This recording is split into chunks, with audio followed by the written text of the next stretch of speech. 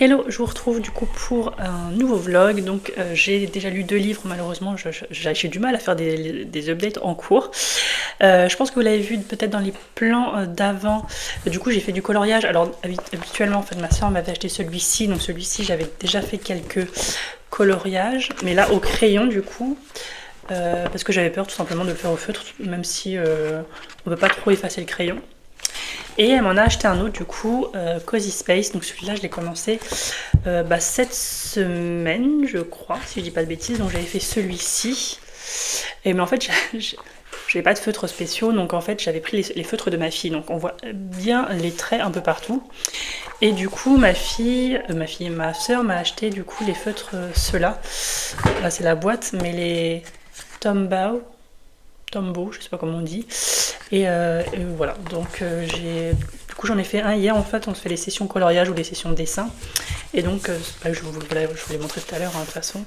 Et voilà, et en fait j'avais acheté aussi un stylo blanc pour faire les points de lumière, je sais pas si vous voyez, ça donne un peu du relief. Et en fait pour les ombres en fait je repasse tout simplement voilà, je repasse en fait pour faire des petites ombres, notamment sur les pots de fleurs, je sais pas si ça se voit bien. Donc voilà, et là tout à l'heure on doit en faire un autre, parce que j'en profite pendant que ma fille et mon mari, et là mon fils, ma fille et mon mari sont pas là pour l'instant, et mon fils du coup vient de s'endormir après une demi-heure de combat. et voilà, et puis j'ai fait mon journal pour le mois de mars, mon reading journal pardon. Que je vous montre un peu ce que ça donne. Alors je sais pas pourquoi d'habitude j'écris en anglais, mais là je sais pas, j'ai écrit mars en français, voilà. Donc ça c'est ma page. Alors j'essaie de faire des thèmes de couleurs à chaque fois.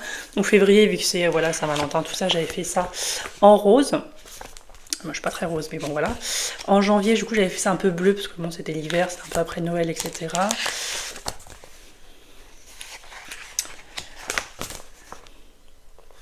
Et du coup là pour mars j'ai fait un peu style courrier, machin.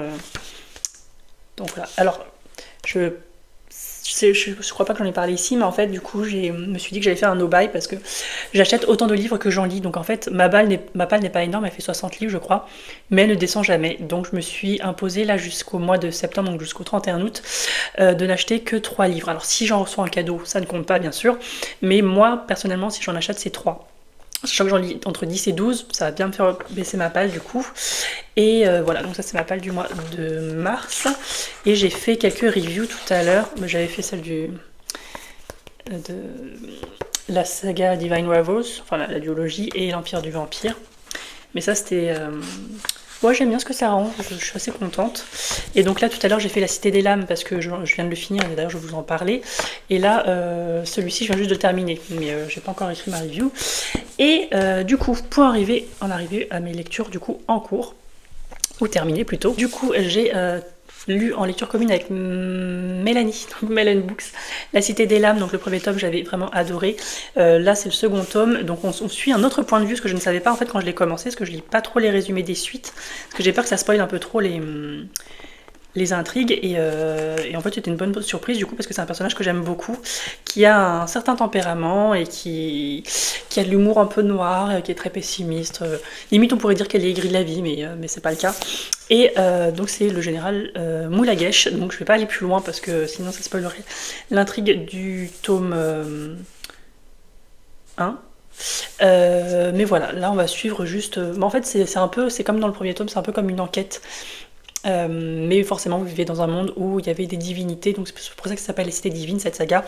Il y avait des dieux mais qui ont disparu, et en fait dans cet univers il reste des vestiges du passage des dieux, et du coup les gens se posent des questions, etc. Et vous avez du coup je vais pas dire un pays, mais un empire en fait qui a colonisé un autre, donc un empire à consonance indienne qui a envahi du coup et qui a conquis l'empire à consonance russe, en tout cas en termes de noms de lieux et de noms de personnages. Voilà, ça fait très... par exemple, dans le premier tome, on parlait de Boulikov, donc qui fait très russe, et pour l'autre côté, du coup, c'est plutôt Saïpour et des choses comme ça, et donc, dont le nom aussi Moulagesh, le général. Et voilà, et donc une intrigue à part entière. Et en fait, voilà, on a adoré, c'était hyper addictif, hyper fluide. Franchement, je me suis pas ennuyée un seul instant. On navigue entre scènes d'action, moments d'émotion, ce que je ne pensais pas d'ailleurs, moments d'émotion, scènes très réfléchies. En fait, on réfléchit à pourquoi c'est arrivé, les origines, etc. Et on en apprend pas mal aussi, on a pas mal de révélations, que ce soit sur le passé des personnages ou même sur l'intrigue principale. Et voilà, on a adoré. Et puis la fin, on se dit waouh, en fait tout est pensé, enfin l'auteur tout est pensé pour arriver à ce point final. Et en fait on se dit ah c'est pour ça qu'il y a eu ça, c'est pour ça qu'un tel a dit ça, etc. Et en fait pour arriver à cette finalité, en fait je trouve que tout est extrêmement bien réfléchi, bien construit. Et puis les personnages, voilà, j'ai adoré. Et, et du coup on a lu le résumé du tome 3 avec Mel, et on a toutes réagi de la même façon, on a tous les deux réagi de la même façon en disant mais quoi. Voilà, donc on a vraiment hâte. Je vais pas le sortir tout de suite, elle non plus. On va peut-être le faire en LC du coup, mais en tout cas il va attendre. Mais ouais, c'est vraiment un univers immersif. Alors Robert Jackson Bennett, j'avais déjà adoré la trilogie des Maîtres Enlumineurs. Alors j'ai pas lu cet autre roman one shot, donc American Elsewhere et l'autre je sais plus ce que c'est, mais j'ai bien l'intention de les lire, même si c'est pareil des univers différents, mais voilà, j'aime beaucoup sa plume, j'aime beaucoup sa façon de construire les univers, donc j'ai hâte. En plus vous avez toujours un super travail, je crois que c'est Didier Graffé, si je dis pas de bêtises. Alors à chaque fois je me trompe parce que si c'est ça, Didier Graffé, et même la troisième couverture du troisième tome, elle est hyper belle. Je sais pas si on peut voir les détails, mais ouais, de toute façon il a une patte à lui et on reconnaît. Mais puis d'ailleurs là je suis en train de me dire qu'on voit des éléments du coup par rapport à cette intrigue du tome 2, mais pour vous ça vous parlera pas forcément si vous l'avez pas lu.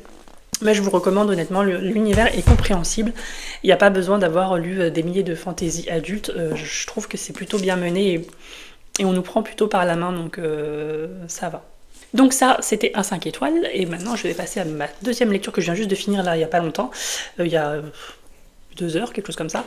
Four Rune Realms de Mike Corland, qui est le tome 2 de la saga Broken Blades. Donc le premier tome c'est 5 Broken Blades.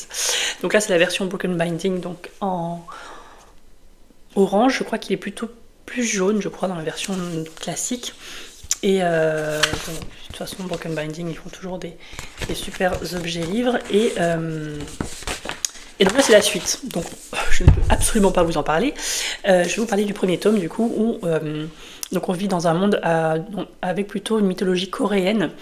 Et donc vous avez le God King Jun, donc le roi dieu Jun, qui est un peu un tyran, il laisse son peuple mourir de faim, et il privilégie les riches, etc. Enfin voilà quoi, vraiment le roi pas sympa. Et du coup, il y a une personne qui va rallier 5 personnes, donc les 5 Broken Blades, donc les 5 lames brisées.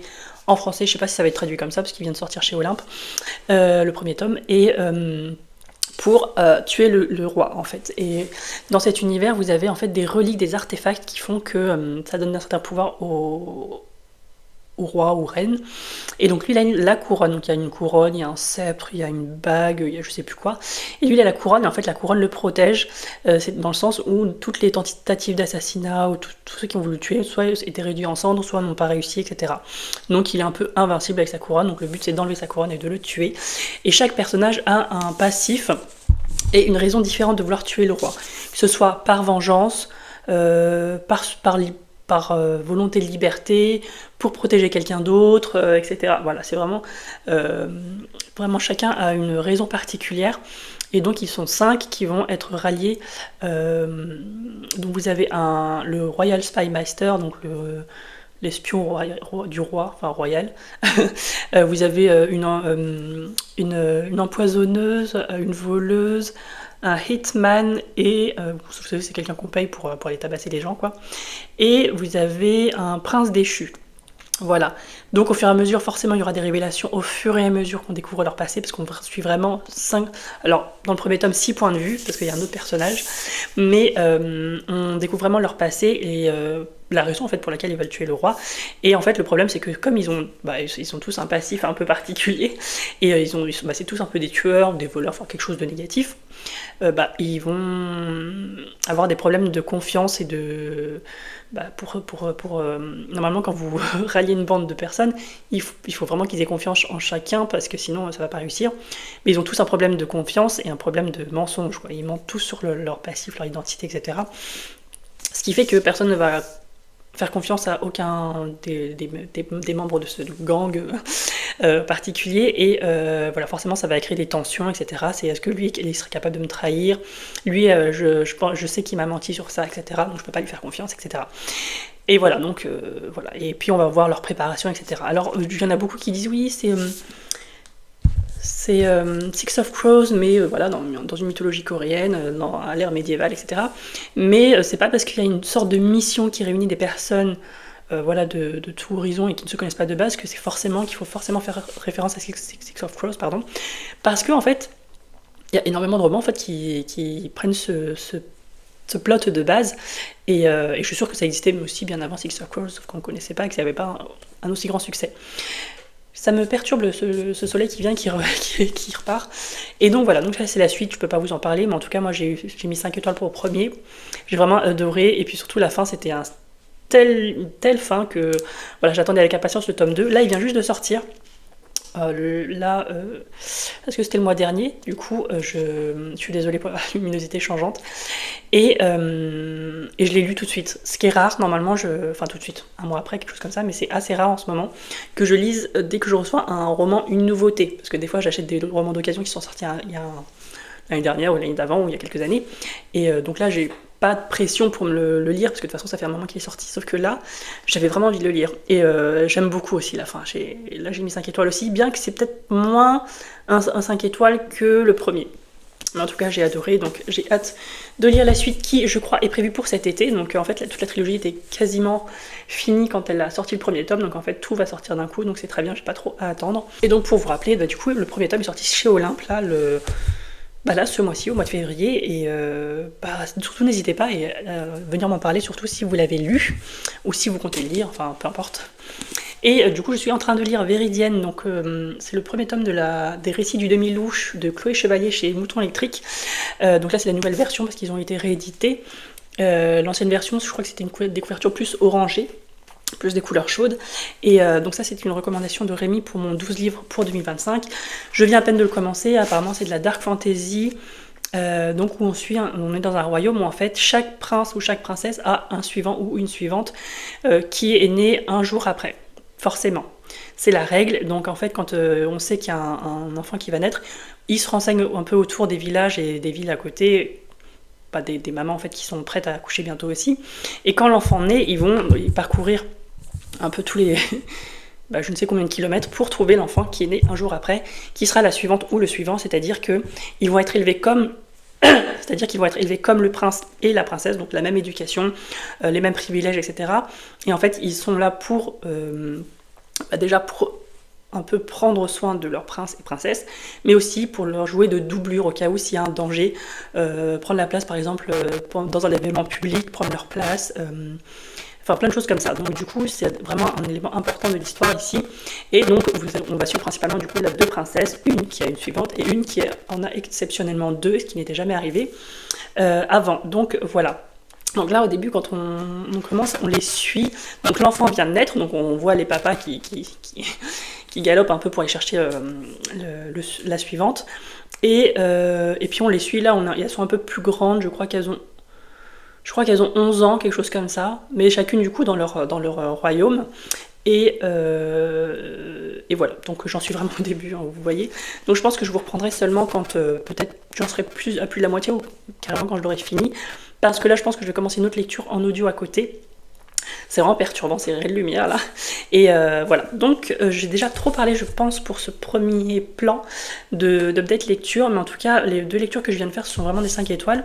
Et je vous avais dit, je crois qu'au mois de janvier j'avais eu 5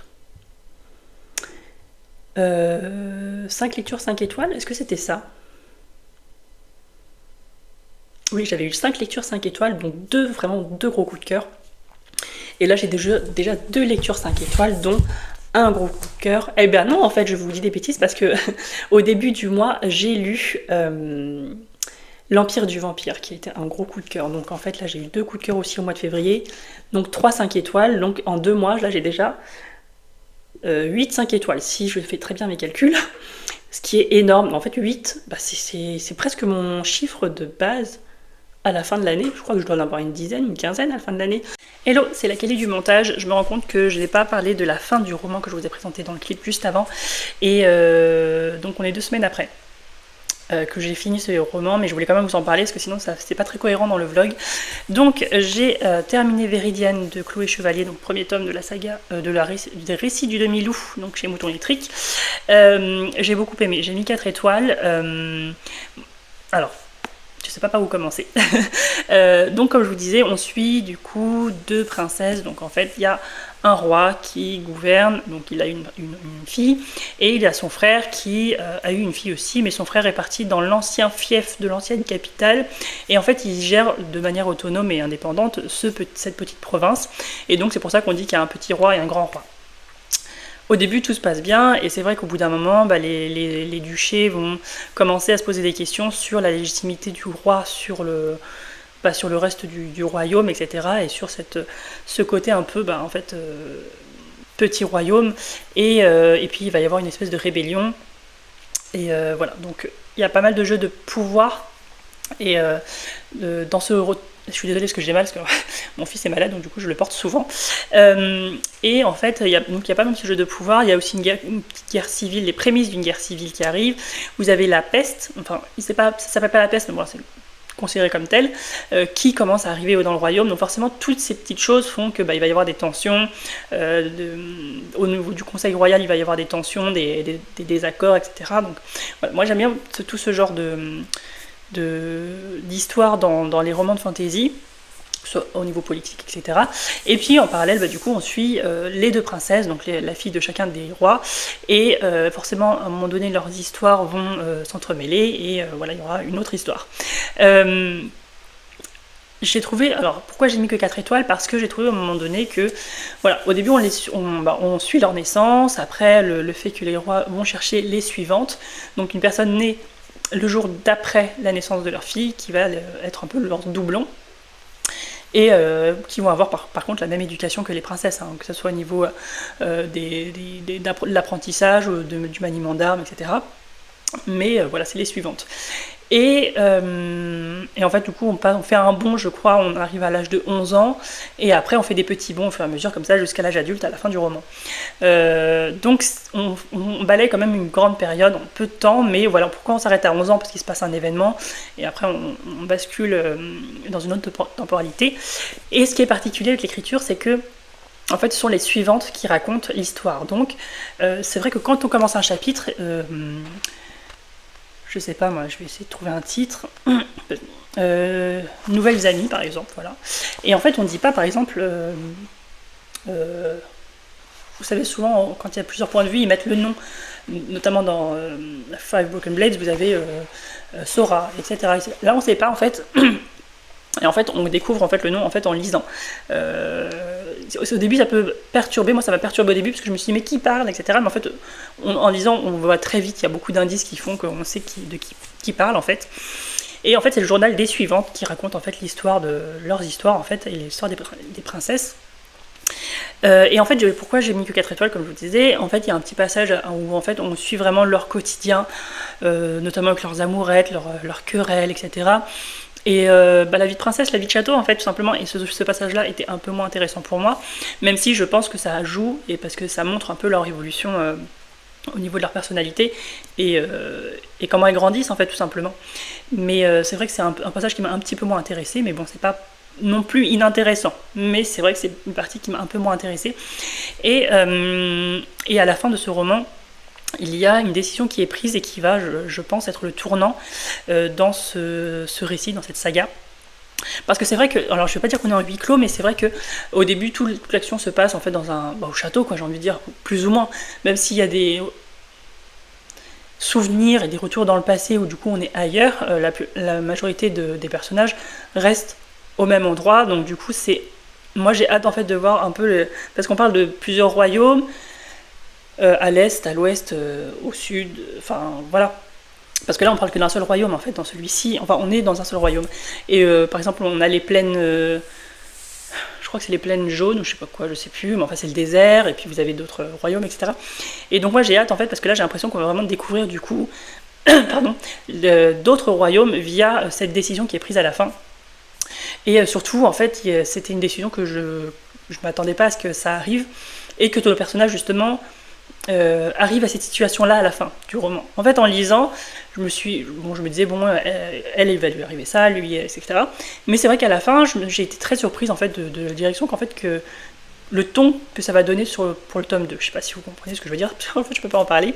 Mais voilà, j'aime beaucoup, en sachant que voilà, c'est assez féministe en soi, parce qu'on suit principalement des femmes, enfin des filles au début et après des femmes.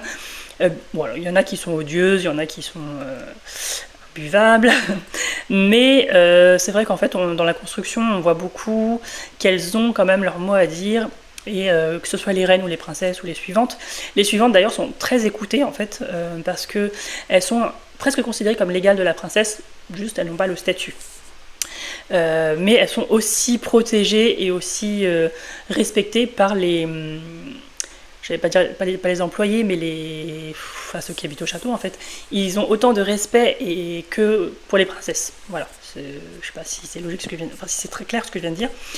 Et voilà, donc il y a un peu un côté féministe, il y a aussi bon voilà cette histoire de complot qui arrive, de guerre, de cette maladie aussi qui commence à ravager le royaume, etc. Donc je pense que la suite va être hyper intéressante. Il faut que je me procure la suite avant que ce soit en rupture de stock, parce que même là comme ça, j'ai l'impression que ça commence déjà un peu à être compliqué à se procurer. En tout cas, j'ai beaucoup aimé, j'ai hâte de lire la suite. Voilà, sur ce, n'hésitez pas à me dire si vous avez lu ces livres.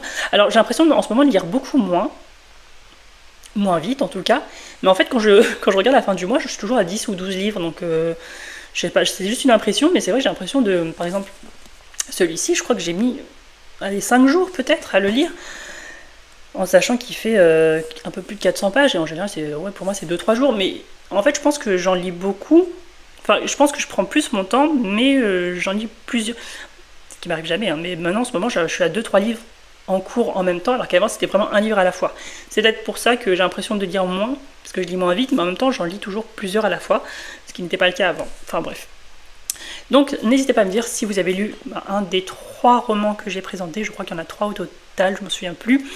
Et si vous ne savez pas quoi mettre en commentaire, mettez-moi soit une petite lune, un petit château ou de la neige. Voilà, je crois qu'il y a tout. Voilà. Et puis normalement la vidéo qui arrive après, ça doit être le book haul du mois de février. Non, c'était la vidéo d'avant. Donc la vidéo d'après, ça doit être le bilan lecture, je crois, de février et mars. Je crois que je fais les deux en même temps parce que j'ai pas eu le temps de filmer la vidéo pour le mois de février. Voilà, sur ce, j'espère que cette vidéo vous a plu et je vous retrouve pour une prochaine vidéo.